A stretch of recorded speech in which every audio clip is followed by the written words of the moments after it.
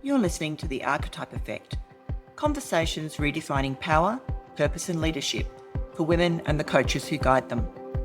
I'm Ros Cardinal, leadership coach and creator of the Women's Leader Archetypes. Together we'll explore the real stories, the research and reflections that help women rise with clarity and authentic power. Have you ever found yourself looking around the room and wondering, what am I missing? Not because you doubt your ability, not because you haven't worked hard, but because you keep seeing people move ahead who don't seem more capable than you. Maybe you've watched someone receive the promotion you thought you were ready for.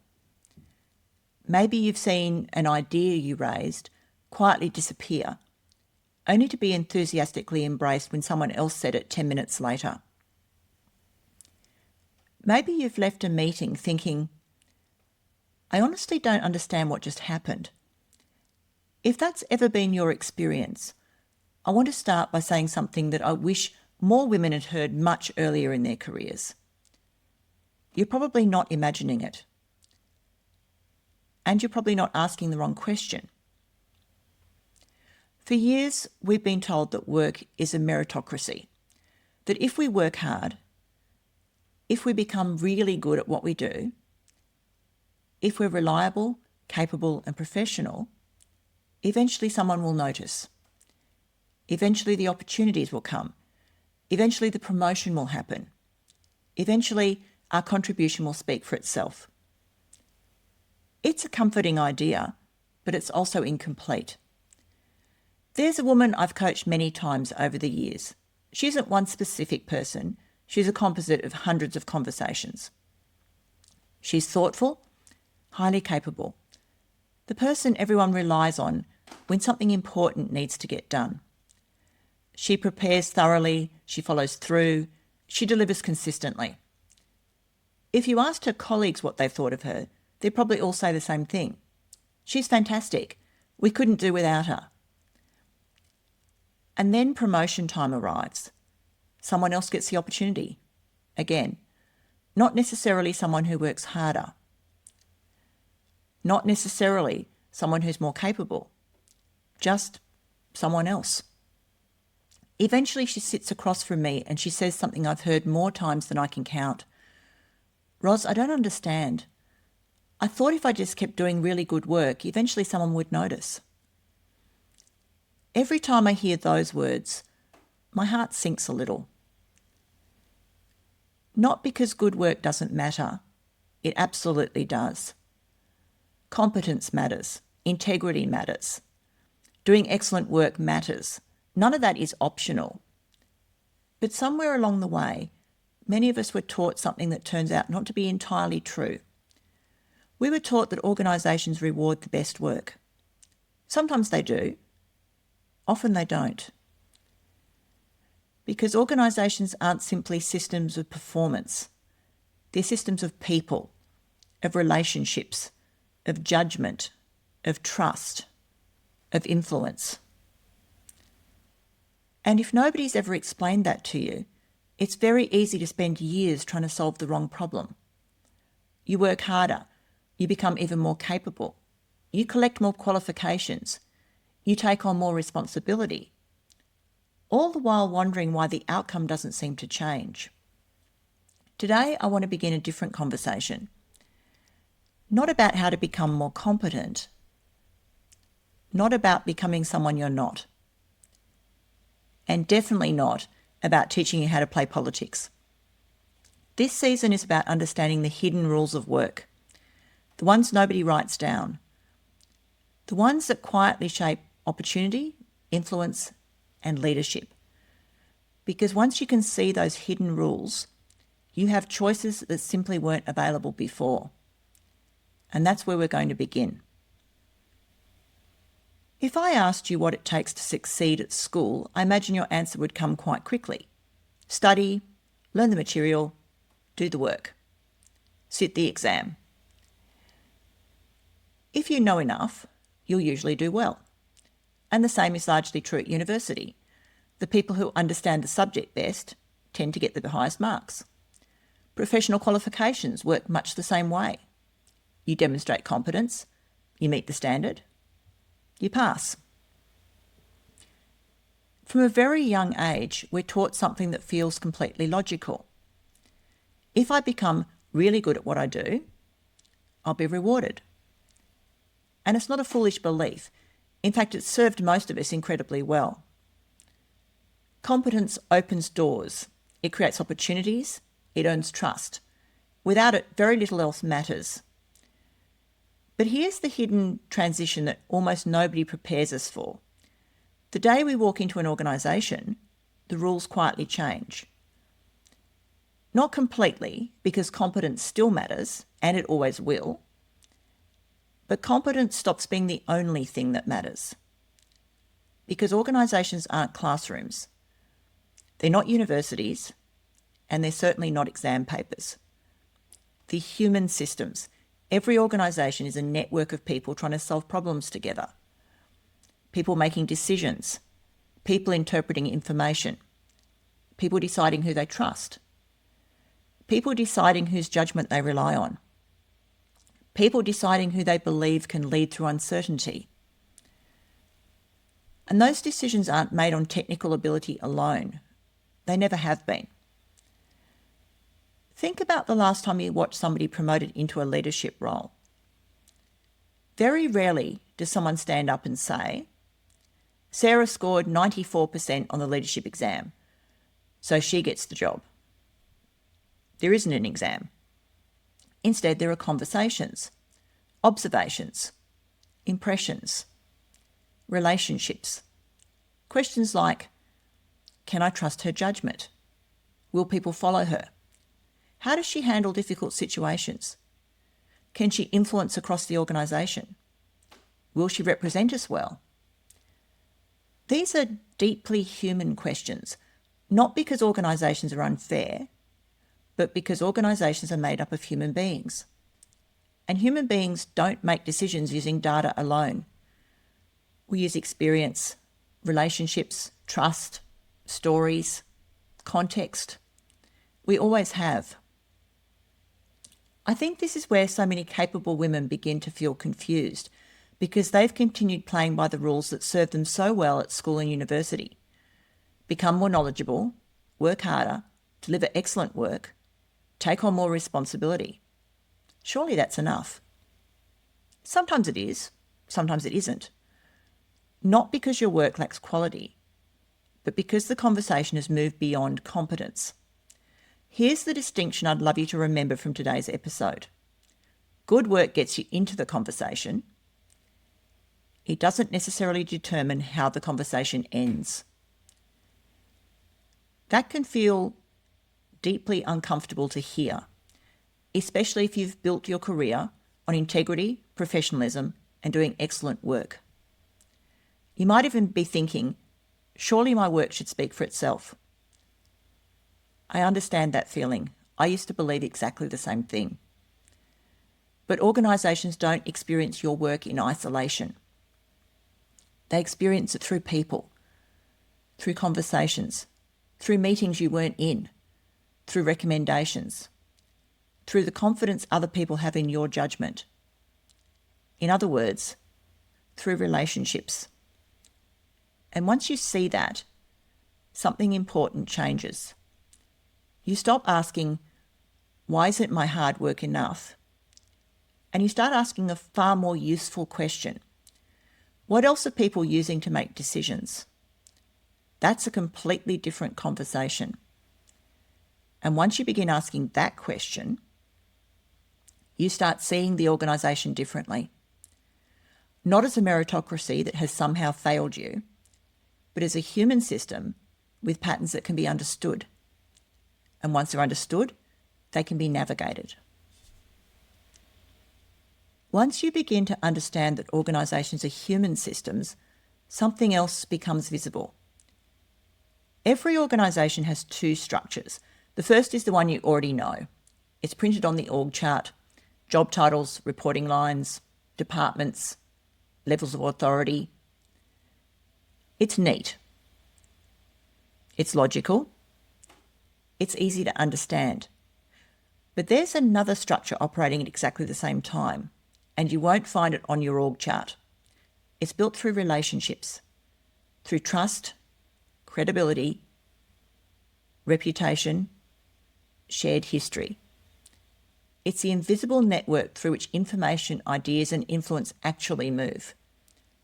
And whether we realise it or not, we're all navigating both structures every day.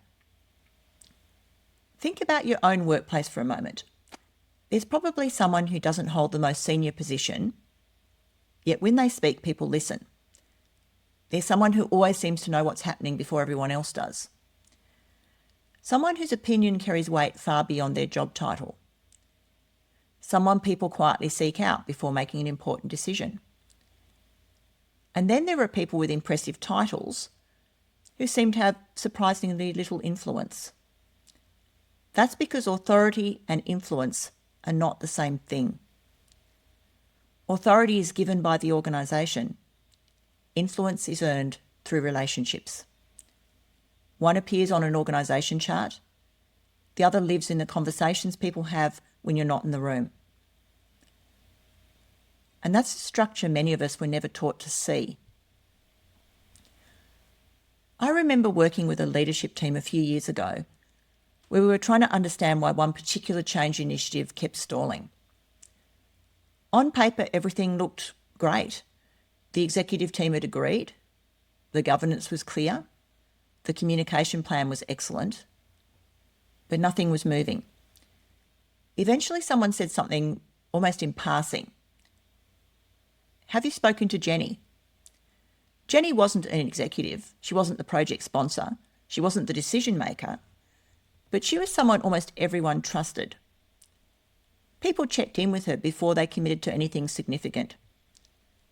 She had no formal authority over the project, but she had enormous influence over whether people believed it. The moment we involved Jenny in the conversation, everything changed. Not because the project changed, because the network changed. And that's an example of something I see everywhere. Influence rarely travels in straight lines. It moves through trust, through relationships, through credibility, through people who connect ideas, people, and possibilities. Once you begin seeing these invisible networks, organisations start making much more sense. You stop wondering why one idea gains momentum while another quietly disappears. You stop assuming every decision was made in the meeting. You stop believing the organisation chart tells the whole story. And instead, you begin asking different questions. Where does trust already exist? Who connects people across teams? Whose judgement is consistently sought? Who helps ideas travel? Who quietly shapes thinking before decisions are ever made? Those are political intelligence questions. And I want to pause here because this is important. Political intelligence is not about learning how to manipulate people. It's not about becoming calculating. It's not about saying whatever people want to hear. It's about understanding the human system you're already part of. It's learning to see the organisation as it really is, rather than as we imagine it should be. Because once you can see the invisible network, you stop feeling like you're navigating in the dark. You begin to understand why some conversations matter more than others. Why some people carry influence far beyond their title. Why some ideas spread almost effortlessly.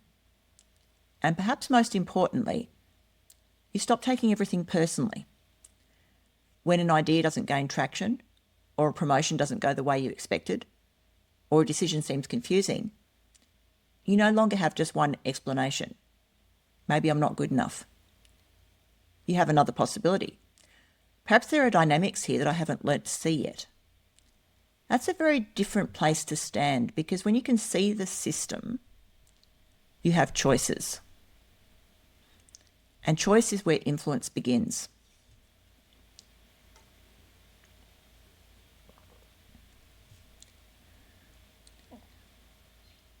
Whenever I introduce these ideas, there's a moment where I can almost hear people thinking, okay, Ros, so what am I supposed to do with this? Do I need to become more political? Do I need to network more? Do I need to spend less time doing the work and more time talking about it? And the answer is not yet. In fact, I think one of the biggest mistakes we make is rushing to action before we've really understood the landscape. Imagine for a moment that you've been dropped into a city you've never visited before.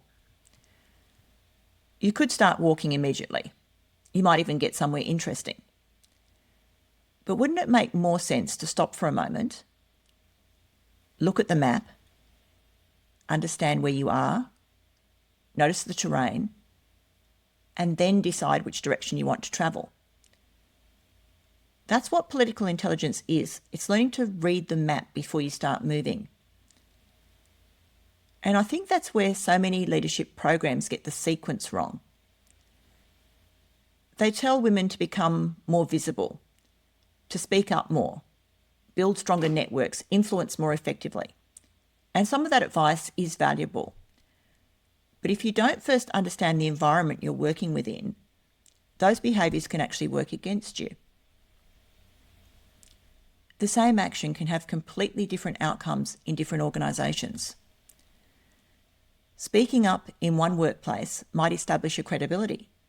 Speaking up in another might unintentionally challenge an unwritten norm that you didn't even know existed. Building relationships might be celebrated in one team and viewed with suspicion in another. The behaviour isn't inherently right or wrong. The context matters.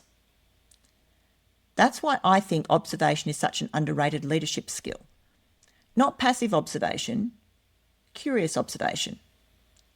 The kind that asks, what's actually happening here?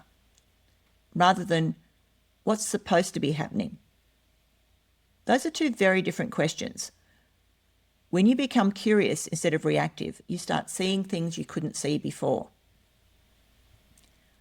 You notice who people naturally gravitate towards when something unexpected happens. You notice whose opinion settles the disagreement. You notice who asks thoughtful questions rather than simply offering answers. You notice where trust already exists. You notice where information speeds up and where it quietly slows down. None of that requires you to change who you are. It simply asks you to become a better observer of the system you're already part of. And here's the interesting thing. The more clearly you see the system, the less personal it all becomes. Instead of thinking, why wasn't I invited into that conversation? You begin asking, how are important conversations actually beginning in this organisation? Instead of, why didn't my idea land? You wonder, what conditions help ideas gain traction here? Do you hear the difference? One question turns inward, the other turns outward. One assumes the problem is you. The other assumes there's something worth understanding. That's a much more empowering place to stand. Because understanding creates options, and options create influence. I often say that the first step in political intelligence isn't learning how to influence. It's learning how to see. Because you can't navigate terrain you haven't recognised. And you certainly can't change a system you don't yet understand. The women I see having the greatest influence at work aren't necessarily the loudest, or the most charismatic, or even the most senior. They're often the women who've learned to pay attention, who understand the rhythms of their organisation, who recognise the difference between formal authority and informal influence, who notice patterns that other people overlook. Before they make a move, they read the room. And that's where real influence begins. Not with speaking, but with seeing. One of the reasons I wanted to begin Season 3 with this conversation is because I know what happens when women don't understand these hidden rules. They turn the question inward. They don't say, I wonder what I'm missing about this organisation. They say, What's wrong with me? Maybe I should be more confident. Maybe I should work harder. Maybe I need another qualification. Maybe I'm just not leadership material. I've heard those words from extraordinary women. Women who are deeply respected by the people around them. Women leading significant teams. Women who've built successful businesses. Women whose judgement I would trust without hesitation. And yet, because they couldn't see the invisible dynamics around them, they assumed the problem must be them. I wonder how many years women have collectively spent carrying that unnecessary weight, not because they lacked capability, but because they lacked a map. Maps matter. When you're lost in the bush, the map doesn't magically shorten the journey. It doesn't remove the hills. It doesn't guarantee perfect weather. What it does is something much simpler. It helps you understand where you are. And once you understand where you are, you make different decisions. That's what I hope political intelligence becomes for you. Not another set of leadership techniques. Not another list of behaviours you should adopt. A map. A way of making sense of situations that once felt confusing. A language for understanding why one conversation opened a door, while another seemed to go nowhere. Why one leader creates trust almost effortlessly, while another, equally capable, struggles to gain traction. Why some organisations feel energising and others leave talented people quietly exhausted. None of those experiences are random. They have patterns, and patterns can be understood.